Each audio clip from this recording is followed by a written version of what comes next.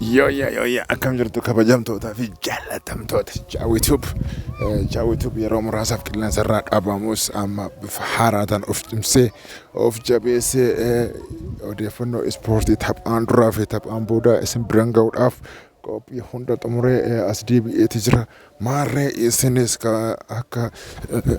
akka nu hordoftan kabaja olaanaadhaan sin affeerra agarsiistuu channel keenya Jaawituub subscribe follow share gochuudhaan akka nu hordoftan isin affeera. Taphoota Premier League torban 17 gahan keessaatii taphni Manchester United amma Ruben Amorim jalatti gahumsa inni amansiisaa hin taane yeroo takka ol ka'aa yeroo takka gad bu'aa gahumsa honkurama agarsiisaa jiru irratti Ruben Amorim irratti ammallee qeeqonni hedduun ka'aatii jiru. Kanaaf Ruben Amorim kanaaf deebii akkamiin nuuf kennuu danda'a?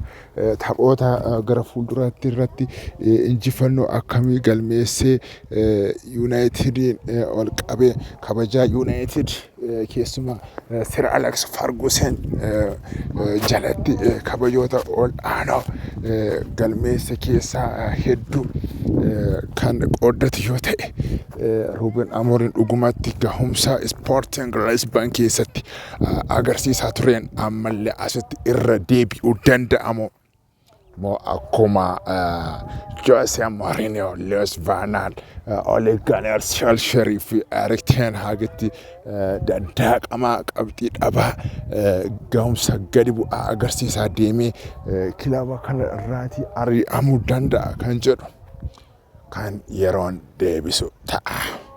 Kanaaf tapha yeroo darbee Manchester United darbii Manchuriyaaniin dadammaqiinsa ol aanaa agarsiise.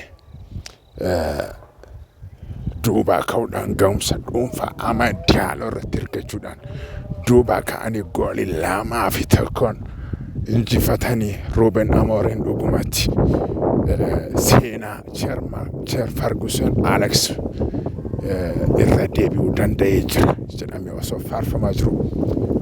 FA Cupiidhaan Tottenham goolii afuriif sadii mo'ame mataa gad qabatee bahe. Taphattoonni Manchester hundi isaanii qaana'anii mataa gad qabatanii dirreedhaa bahuudhaaf dirqaman.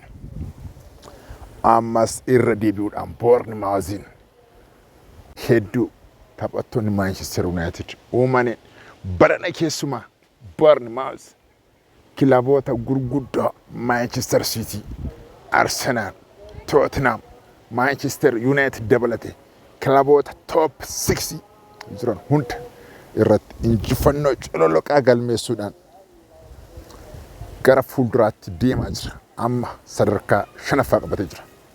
Qabxii 27 galmeessuudhaan sadarkaa 5ffaarra kan jiru.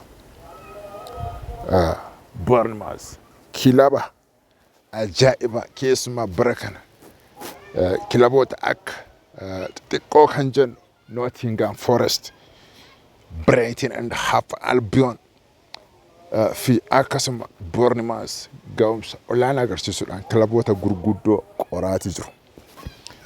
United gahumsa gadi aanaa agarsiisuudhaan Ruben Amorim jalatti qabxii 3 fi goolii 3 dhabanii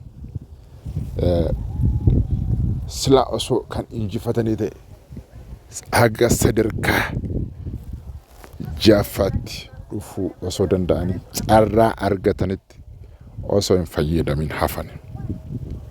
Amma gara fuulduraatti United maaltu eeggata?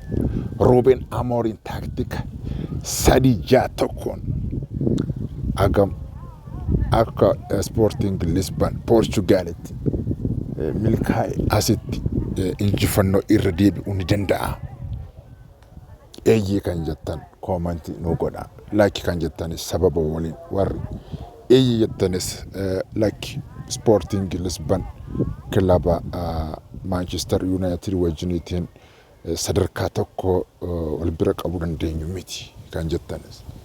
Sporting Lisbonitti milkaa'eef Manchester Uniteditti milkaa'uu hin danda'u warri jettanis sababa keessa wajjin rakkoo Ruben Amorim mudataa jiru kana qormaata isa mudachaa jiru kana akka comment irratti wantoota isinitti dhagahamu.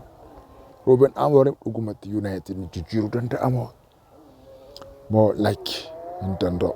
Namni Manchester United jijjiiruu danda'u sa'aatii kanatti eenyu isinitti fakkaata?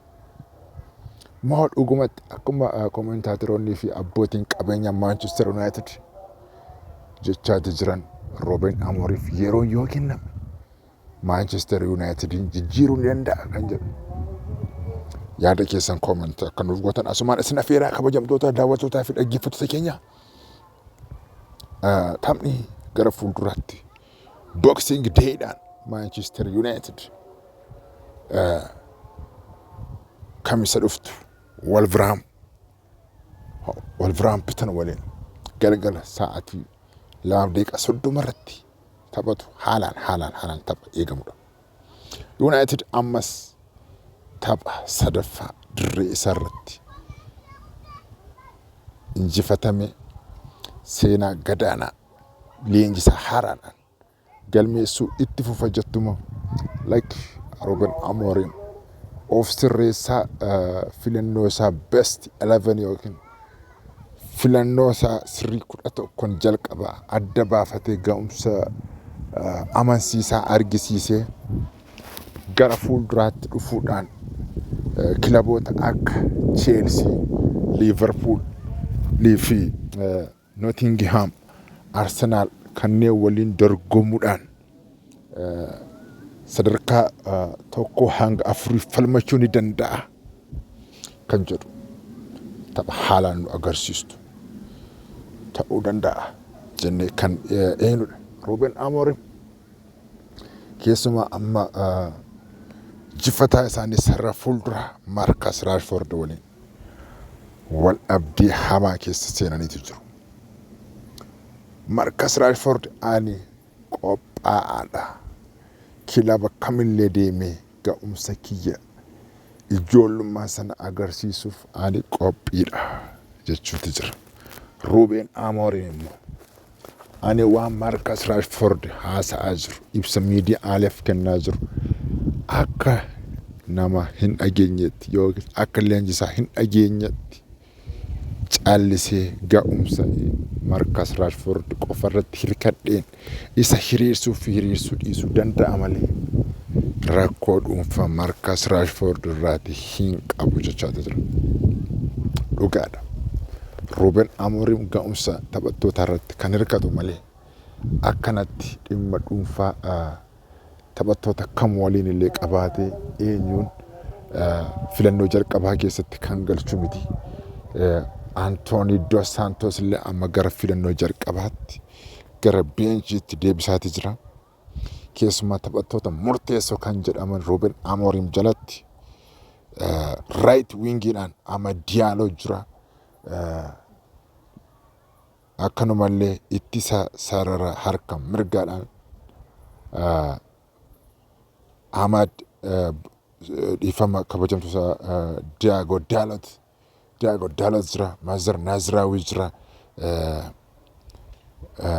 Delight Martinez fi Tyler Malacia filannoo isaa waan ta'uu hin fakkaatu gara fuulduraatti bakka isaarratti taphataa bira barbaadu waan oolledha. Kobe Maino illee ga'umsa Ten Hag jalatti nu agarsiisaa ture irra deebi'aa hin jiru baay'ee haala rakkachaa jira. Kanaaf taphni fuuldura keenyatti kamisa galgala sa'aatii 2:30 irratti daawwannu Marcus Rashfordin gara dirreetti deebisuu danda'a moo inumaa ammas Marcus Rashford kan itti dirreerraa badu kan itti dirreerraa fagaatu ta'uu danda'a kan jedhu gamanumaan xiyyeeffannoo guddaa argatee jira. Jaawituuf akkanumatti taphoota duraa fi taphoota booda xiinxaloota bal'aa ogeessota ispoortii hedduu gaazexeessitoota ispoortii kan hirmaachisne xiyyeeffannoo olaanaadhaan Premier League, La Liga, Spain taphattoota jijjiirraa taphattoota fi leenjistoota irratti kan isin biraan geenyu ta'uu keenya itti fufaa. Like, subscribe, share gochuun dagatinaa.